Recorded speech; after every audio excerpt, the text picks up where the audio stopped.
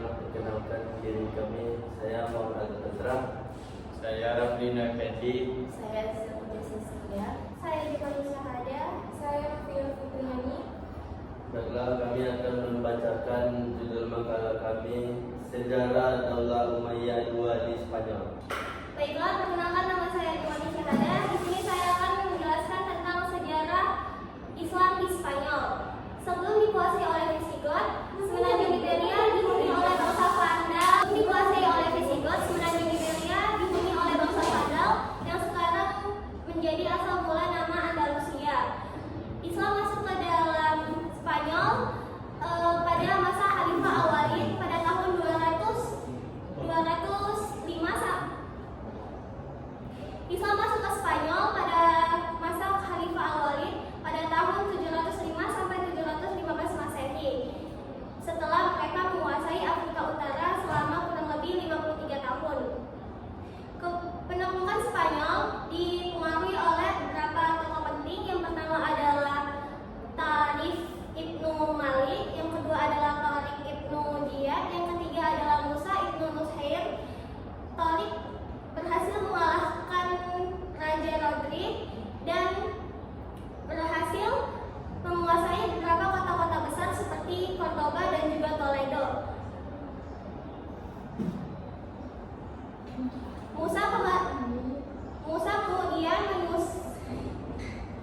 Musa kemudian menyusul dengan beberapa pasukan tambahan. Keberhasilan penaklukan Spanyol ini dipengaruhi oleh sistem internal Spanyol yang lemah secara politik. Keberhasilan penaklukan Spanyol ini dipengaruhi oleh sistem internal Spanyol yang lemah secara politik, sosial, dan juga ekonomi, serta adanya dukungan dari Julian, yaitu selaku mantan penguasa Septa. Dinasti Umayyah menguasai Spanyol selama kurang lebih 275 tahun. Selanjutnya akan dibacakan oleh saya sendiri. Perkembangan Islam di Spanyol. Islam memainkan peran yang sangat besar sejak pertama kali menginjakkan kakinya di Spanyol hingga jatuhnya kerajaan Islam terakhir di sana. Masa itu berlangsung lebih dari 7,5 abad. Umat Islam tersebut dibagi menjadi 6 periode, yaitu periode pertama. Pada periode pertama, pemimpin pemerintahan umat Islam di Spanyol berada di bawah para wali yang diangkut oleh Khalifah Umi Umayyah yang berpusat di Damaskus. Pada periode ini, stabilitas politik negeri ini belum tercapai dengan sempurna karena gangguan-gangguan masih terjadi berupa perselisihan di antara penguasa, terutama akibat perbedaan etnis dan golongan. 2. Periode kedua. Pada periode ini kepemimpinan para wali itu Spanyol berakhir dan digantikan oleh seorang yang bergelar Amir, tetapi tidak tunduk kepada pusat pemerintahan Islam yang ketika itu dipegang oleh Khalifah Abbasiyah di Baghdad setelah runtuhnya kekuasaan Bani Umayyah di Damaskus. Periode ini disebut juga periode Cordoba. Adapun para penguasa di Spanyol pada periode kedua ini adalah Abdurrahman ad-Dakhlil, terus Abdurrahman digantikan oleh putranya yang bernama Hisham. Hisham pemberontak yang dilancarkan oleh saudaranya sendiri di Toledo, yakni Abdullah dan Sulaiman. Hakam satu menggantikan ayahnya. Hisham satu menduduki takhta Spanyol. Dia adalah orang yang tidak baik dan tidak mulia. Dia suka di lingkungan kemegahan dan pertunjukan-pertunjukan. 2. Abdurrahman al-Aus. Hakam digantikan oleh anaknya Abdurrahman yang namanya panggilannya Ausad. Panggilannya tidak terlepas di persaingan karena Abdullah anak Abdurrahman satu melakukan usaha untuk menduduki tahta. Namun hal ini gagal. Abdullah harus duduk. Abdurrahman mewarisi kejayaan, yaitu Hakam. Periode ketiga. Pada periode ini penguasa dari Bani Umayyah mulai runtuh. Pemerintahan dalam periode ini berlangsung mulai dari Abdurrahman III yang bergelar Ad-Nasir sampai munculnya raja-raja dari Muluk Tawai. Pada masa ini Spanyol dipimpin oleh penguasa dengan gelar khalifah, yaitu adapun para khalifah pada periode 3 ini antara lain adalah Abdurrahman III, Al-Hakam II, Hisham I, Muhammad II, Sulaiman II. Selanjutnya akan dibacakan oleh Rafli. Saya perkenalkan, nama saya Rafli Effendi. Saya akan melanjutkan bacaan. Yang 4, 1013 sampai 1086 Masehi. Periode ini kekhalifahan Cordoba mulai runtuh dengan terjadinya perang saudara antara 1009 hingga 1013 Masehi. Meskipun belum sepenuhnya berakhir hingga 1031, akibatnya Spanyol terpecah menjadi 30 negara kecil di bawah pemerintah raja-raja golongan Al-Muluk At-Tawil yang berpusat di kota seperti Malaga, Zaragoza, Valencia, Badajoz, Sevilla, dan Toledo.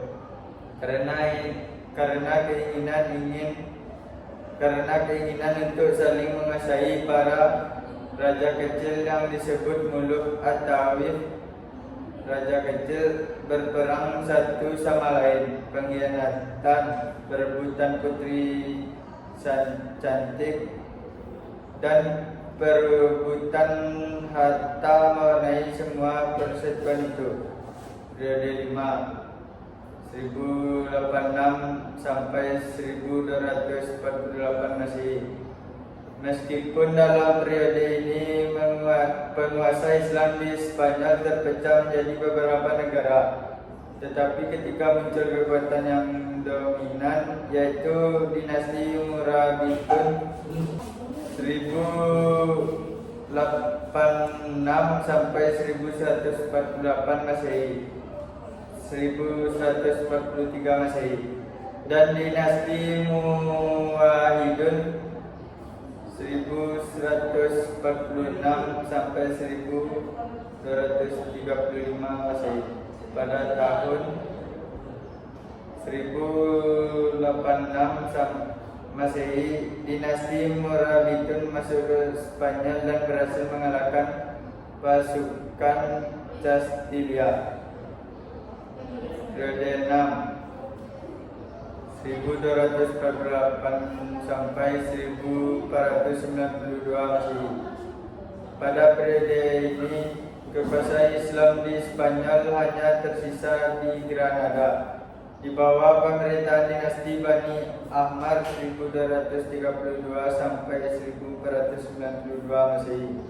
Bani Ahmad atau bangsa Maor berasal dari daerah Afrika. Kerajaan ini didirikan oleh Sultan Muhammad bin Al-Ahmar atau Bani Nas, yang masih keturunan Said bin Ubaidah. Selanjutnya akan dibacakan oleh Aziza. Selanjutnya saya akan membahas tentang kemajuan peradaban Islam di Spanyol. Pertama, bidang filsafat. Pada masa kejayaan Islam di Spanyol, ilmu pengetahuan Yunani diterjemahkan ke dalam bahasa Arab dan disebarkan ke Eropa.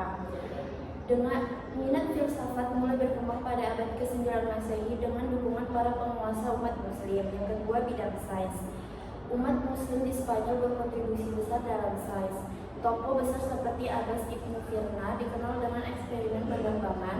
Yang kedua, Az-Zarqali yang dikenal dengan astronomi, dan Al-Idris dalam geografi pemetaan dengan metode proyeksi modern. Selanjutnya saya akan membahas tentang kemajuan peradaban Islam di Spanyol. Yang pertama, bidang filsafat. Pada masa kejayaan Islam di Spanyol, ilmu pengetahuan Yunani diterjemahkan dalam bahasa Arab dan disebarkan ke Eropa. Minat filsafat mulai berkembang pada abad ke-9 Masehi dengan dukungan para penguasa umat Muslim. Yang kedua, bidang sains. Umat Islam di Spanyol berkontribusi besar dalam sains. Tokoh seperti Abbas Ibn Firna yang dikenal dengan eksperimen penerbangan dan Az-Zarqali dan dengan astronominya, dan Al-Idris dalam geografi serta pemetaan dengan metode proyeksi modern. Yang ketiga, bidang fikih. Mazhab Maliki memiliki rujukan utama hukum Islam di Spanyol. Tokoh penting seperti Ibnu Abdul Ar-Rahman dan Ibnu Yahya berperan besar dalam penyebarannya. Yang keempat, musik dan kesenian. Musik berkembang pesat dengan tokoh Ziryab, yaitu Al-Hasan Ibnu Hafi yang dikenal dengan pencipta lagu dan dia mendirikan sekolah musik dan dia mewariskan keahliannya kepada anak-anaknya dan muridnya dan budak-budak terlatih. Yang kelima, kota Cordova. Cordova menjadi pusat utama peradaban Islam di Spanyol. Kota Cordoba dihias dengan tanaman, jembatan, istana megah, dan pohon-pohon indah yang diimpor dari timur. Cordoba menjadi simbol kemajuan arsitektur dan tata kelola kota Islam. Yang keenam, kota Granada. Kota Granada adalah pusat terakhir Islam di Spanyol. Disinilah berdiri istana-istana seperti istana-istana megah dan tanaman-tanaman indah. Arsitektur Islam mencapai puncaknya di sini bersama bangunan lain seperti Istana Al-Zahra, Al-Ghazal, dan Menara Giralda. Selanjutnya akan dibacakan oleh Novi. Selanjutnya ada penyebab kemunduran dan kehancuran Islam di Spanyol. Yang pertama ada konflik Islam dan Kristen. Penguasa Muslim tidak melakukan Islamisasi secara menyeluruh, sehingga membiarkan Kristen tetap hidup dengan hukum dan adatnya. Hal ini justru memperkuat semangat kebangsaan Kristen yang mendorong pertentangan keberlanjutan dan kemunduran Islam, terutama setelah abad ke-11. Yang kedua ada kesulitan ekonomi. Islam Spanyol terlalu fokus kepada pembangunan kota dan ilmu pengetahuan sehingga mengabaikan perkembangan ekonomi. Hal ini memicu krisis ekonomi yang berpengaruh negatif terhadap stabilitas militer dan politik.